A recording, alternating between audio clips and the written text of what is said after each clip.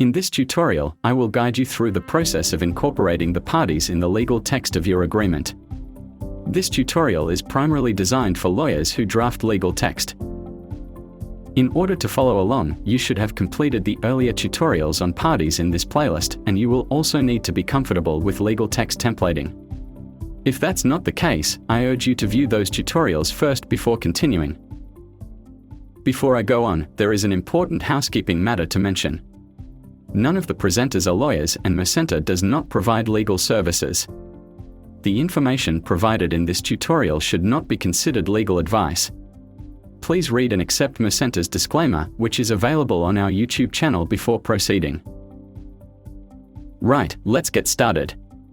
Supply agreements are legally binding contracts that establish the terms and conditions between the buying and supplying parties. In Mercenter, these parties must be companies. Companies, as defined in Mercenter's organization module, are commercial or legal entities with the legal capacity to enter into agreements, assume obligations, incur and pay debts, and be held responsible for their actions. Furthermore, only companies can incorporate their goods and services, which we call products, into the agreement and approve proposals. Clearly identifying these companies as parties to the agreement is crucial to ensure clarity and privity in the agreement. The Parties section, typically located near the beginning of the legal text, should include the full legal names and addresses of each party involved. It is also common in the Parties section to specify the company's entity type, which establishes the legal status of each party and provides clarity regarding their organizational structure. Mercenter does not provide the legal entity type field out of the box, due to variations in different jurisdictions. However, you can define this field yourself as a party attribute. Mercenter also maintains a name field that can be used as a defined term for the abbreviated name of the party. Mercenter ensures the uniqueness of this name within the proposal, allowing you to safely reference it. Currently, Mercenter supports direct privity across single and multi-party agreements, meaning that only the explicitly listed parties are bound by the agreement. This ensures a direct and transparent contractual relationship between the parties involved. Multi-party agreements are particularly useful for large, geographically dispersed organizations where multiple supplier sites may serve multiple customer sites under the same agreement. While Mercenter does not currently support indirect privity, such as in master-style agreements where a parent company can bind its subsidiaries under the terms of an umbrella agreement, this feature is planned for future implementation. If this is a crucial requirement for your business, please let us know, and we will prioritize its development. Despite the limitations mentioned earlier, I should mention that our legal text editor does not impose any restrictions. This means that you have the flexibility to include third-party entities or incorporate other exotic arrangements into your legal text. But Mercenter won't be able to support these parties or arrangements in the software.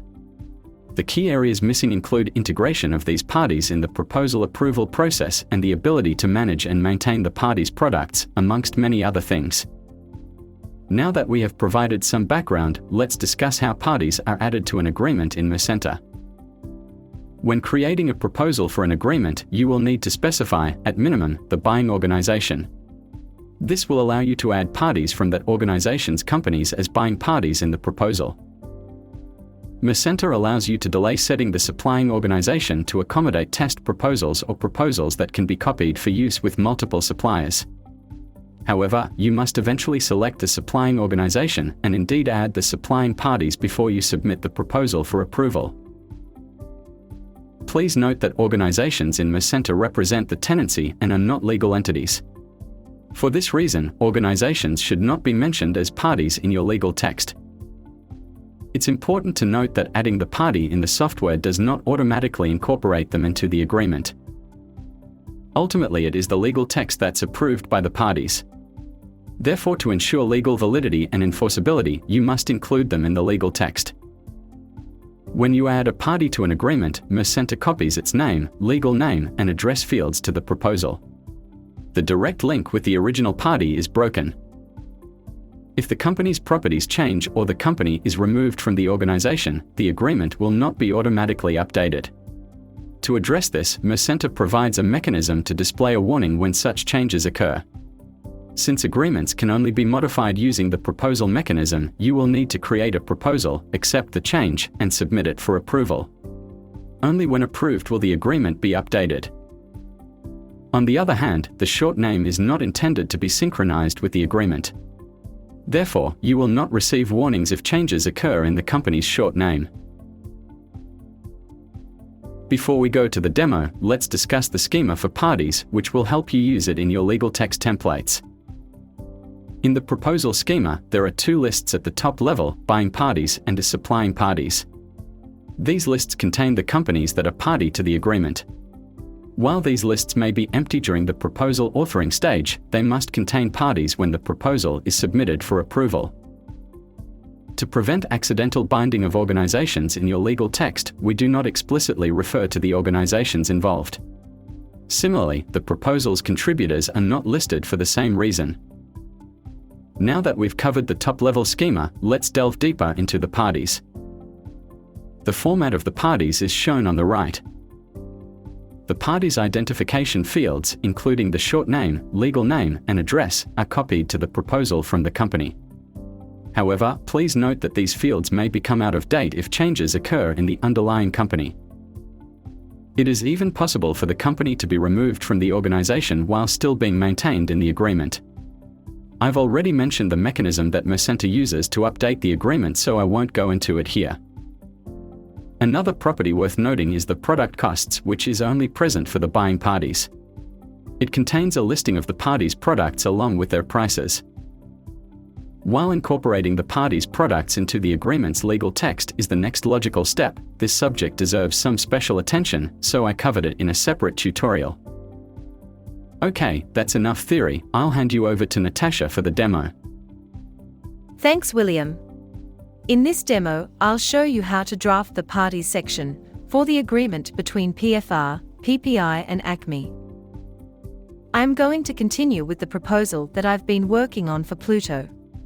Starting off from the proposal main menu, click Legal Text in the Agreement section. When the form loads, you'll notice that I left the template section empty, so we have a clean slate.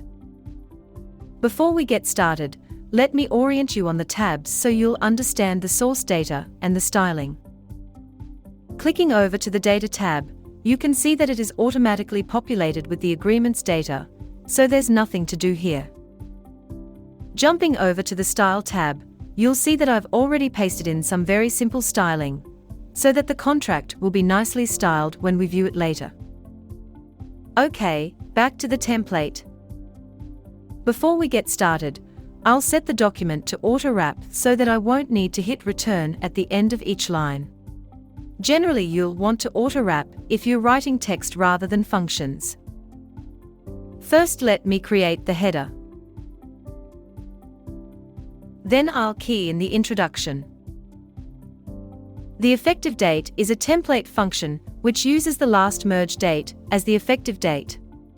In this case, since this is a new agreement, Mercenter just uses today's date, but of course the real merge date will be used in the actual agreement.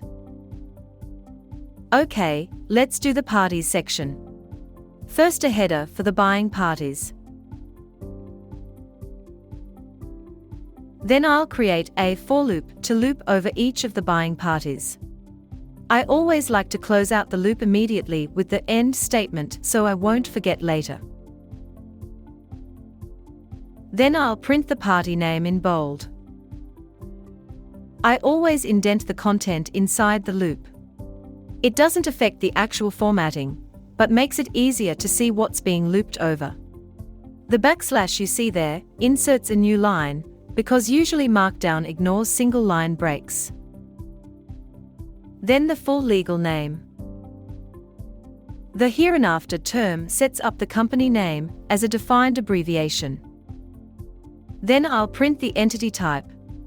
I've hard-coded it this time because all the companies in the group are similarly incorporated as Polish limited liability companies.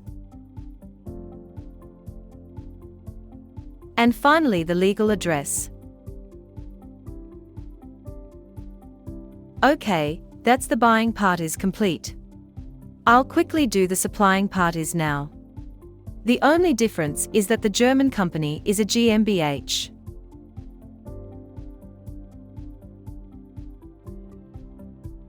Then I'll add the defined terms for the parties. Now, I'll do the recitals. And then the pivotal operative clause.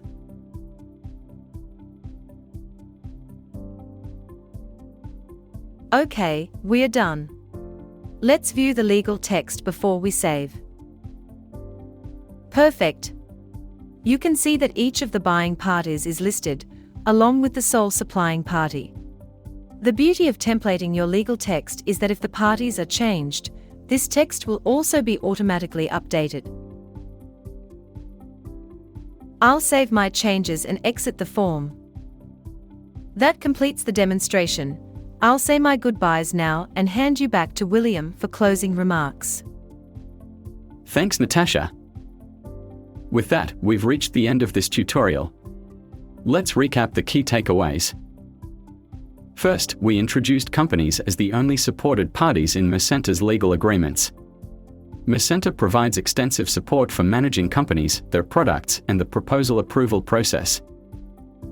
We emphasize the importance of party identification to ensure clear privity in your agreements.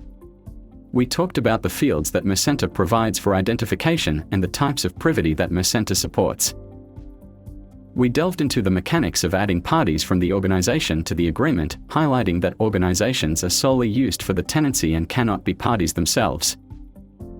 We explained how company properties are copied to the agreement and the mechanism of how Macenta synchronizes these fields when they become outdated. Finally, we discussed the data schema that lawyers can use to draft legal text templates. Natasha demonstrated how to effectively utilize this data to write the parties section of a legal agreement. By now you'll be able to see how leveraging Macenta's features, you can effectively manage parties and ensure legal validity and enforceability of your agreements. Thank you and goodbye.